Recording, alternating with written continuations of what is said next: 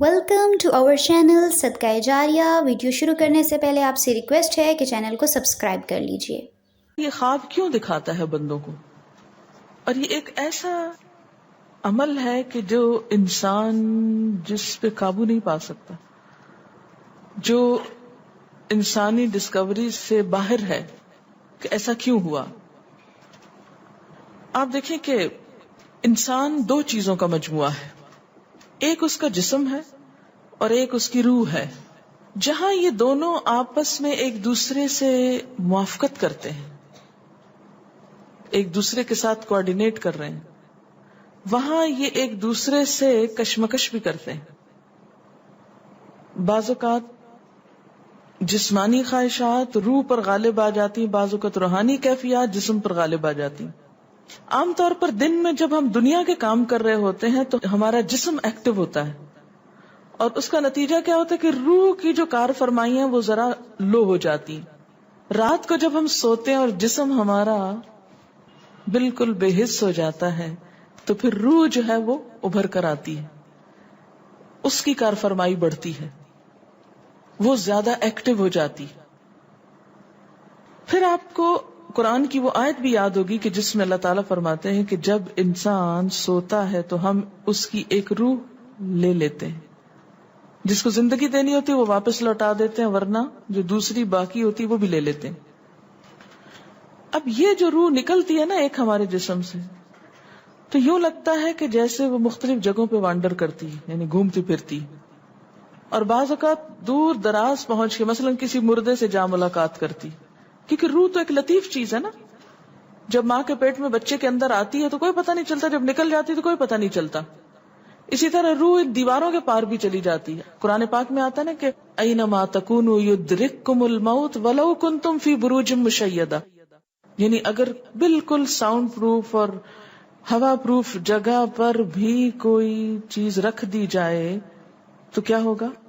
روح وہاں سے بھی نکل جائے گی۔ یعنی روح کے لیے یہ مادی چیزیں رکاوٹ نہیں ہے۔ اب آپ دیکھیں جو لوگ مر جاتے ہیں بعض اوقات آپ کی ان سے ملاقات ہوتی اور آپ کو یوں لگتا ہے جیسے آپ ان کو چھو کر آئیں، اور ایسا ممکن ہے کہ وہ جو سوتے وقت ایک روح آپ کی نکلی، وہ ٹریول کرتے کرتے اس مقام پہ جا پہنچی جہاں وہ مردہ روح تھی، اور اس نے اس سے جا کر باتیں بھی کی، کچھ میسج بھی لیے، کچھ اور بھی۔ تو اس سارے کو ہم واضح طور پر نہ جان سکتے ہیں، اس کی حقیقت نہ سمجھ سکتے ہیں، لیکن بعض خوابوں کو انٹرپریٹ کرنے میں یہ چیز آپ کو مدد دے گی کہ ایسا کس طرح پاسبل ہے۔ آپ اپنے بستر پر لیٹے ہوئے اور روحانی طور پر آپ خواب میں آپ کہیں اور پہنچے ہوئے۔ بعض اوقات آپ دیکھتے ہیں کہ میت آپ کو کوئی چیز دے رہی ہے، میت رو رہی ہے، میت خوش ہے، آپ اس کو دیکھتے ہیں وہ بڑے باغ میں بیٹھی ہوئی ہے۔ یہ آپ نے کہاں سے دیکھ لیا؟ آپ تو بستر پہ لیٹے ہوئے تھے۔ تو وہ جو ایک شعور سوتے وقت نکل جاتا ہے، جسم سے الگ ہو جاتا ہے، وہ ٹریول کر رہا ہوتا ہے ایک طرح سے، اور وہ ایسی جگہوں پر اللہ کے اذن سے ہی پہنچ جاتا ہے اور اس کو وہاں کی معلومات مل جاتی ہیں۔ اچھا، آپ کو یاد ہوگا وہ قصہ جو شہیدوں کا واقعہ میں نے آپ کو سنایا تھا، عراق میں جو صحابہ کرام کی قبروں میں سے ان کو نکال کر دوسری جگہ پر دفن کیا گیا۔ آپ نے دیکھا کہ مستقل کنٹینیوسلی 3 دن خواب آیا ایک شخص، جب اس نے اگنور کیا تو بادشاہ وقت کو خواب آیا، مفتی اعظم کو خواب ہے، اور مسلسل خواب میں وہ اپنا میسج کنوے کر رہے ہیں کہ ہمیں وہاں سے نکالو، ہماری قبروں میں پانی آ گیا۔ اور یہ بالکل سچا واقعہ ہوا، دنیا نے جس کا مشاہدہ بھی کیا۔ تو پھر آپ اس کو کیسے انٹرپریٹ کریں گے؟ وہ شہداء کہاں ملے تھے؟ تو بات یہ ہے کہ جیسے ہماری روح ٹریول کرتی ہے، کہیں ایسی جگہ جا پہنچتی ہے، تو ہو سکتا ہے کہ وہ اس مقام تک جا پہنچی ہو۔ یہ شہیدوں کی روح تو آزاد ہوتی ہے، ان کو اجازت مل گئی ہو کہ وہ ان لوگوں کی روح سے جا ملے، کیونکہ سجین قید خانے میں تو ہوتی ہے نا وہ روح جس کو مجرم روح جو ہوتی، لیکن جو مومن کی روح ہے، خاص طور پہ شہداء کی روح ہے، تو جنت میں کیا کر رہی ہوتی ہے؟ گھوم پھر رہی ہوتی، کھا پی رہی ہوتی۔ تو یہ بالکل ایک سچ ہے اور حقیقت ہے کہ بسا اوقات انسان خواب میں ایسے لوگوں سے ملاقات کر کے ان کے حالات کو جان لیتا ہے کہ ان پہ کیا گزر رہی، مثلاً ان کو عذاب ہو رہا ہے۔ یہ عام بات ہے نا کہ میت کو جس حال میں دیکھو اسی حال میں ہوتی ہے.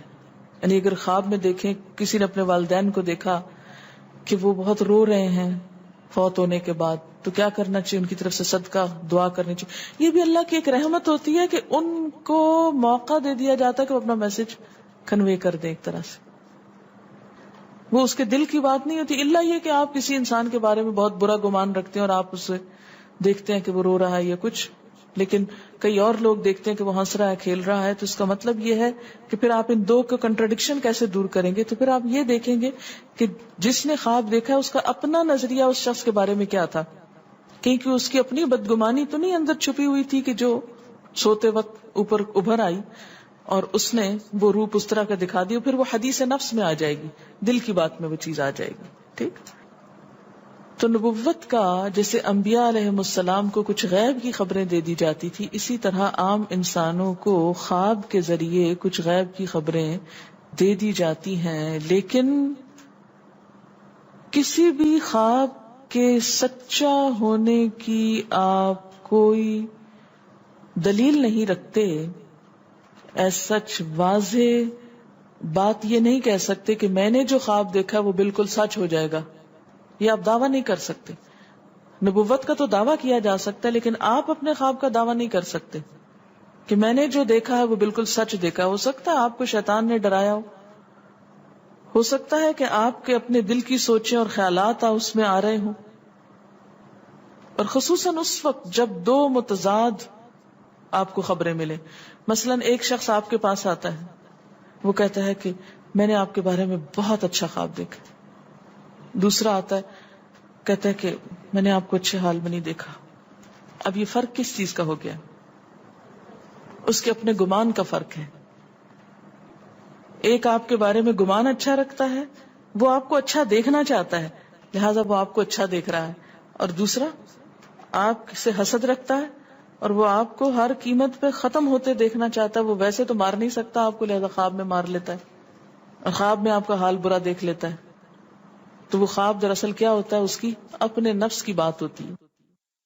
اسی طرح بعض لوگ جو جھوٹ سے بچتے ہیں, دھوکے سے بچتے ہیں, جن کے اندر منافقت نہیں ہوتی, جن کے دل بالکل صاف ہوتے ہیں, ان کو بھی بعض اوقات ایسے خواب آتے ہیں کہ جو بالکل واضح حقیقت ایک طرح سے نظر آ جاتی. لیکن کوئی شخص یہ خود سے دعویٰ نہیں کر سکتا کہ جو میں نے دیکھا ہے وہ میرے دل کی بات نہیں اور وہ بالکل بڑی سچائی ہے, جب تک کہ وہ چیز عملاً سامنے نہ آ جائے.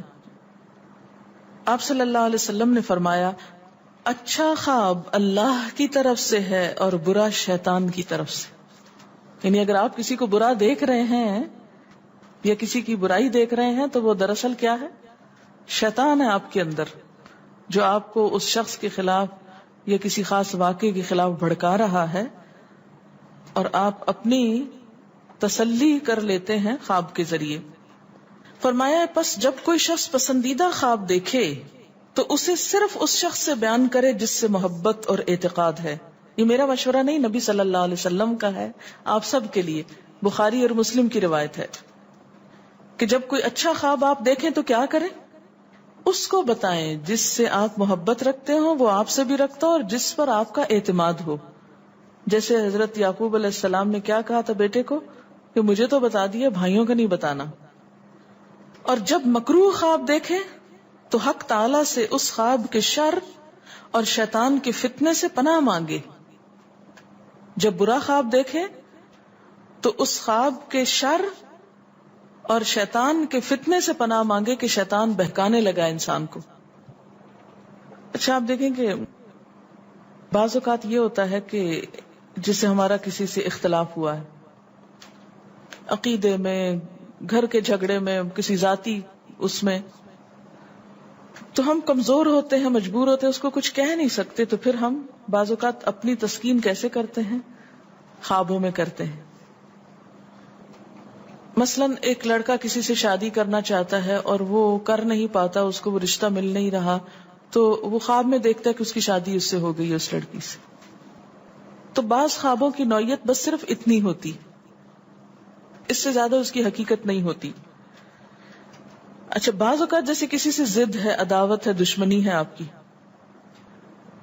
اب آپ اس کو خواب میں برا دیکھ رہے ہیں, اس کی برائی دیکھ رہے ہیں.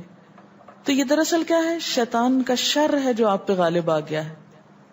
آپ اس کی برائی چاہتے ہیں، ویسے کچھ کر نہیں پاتے، مجبور ہیں آپ، تو آپ خواب کے ذریعے وہ اپنی تسلی کر لیتے ہیں.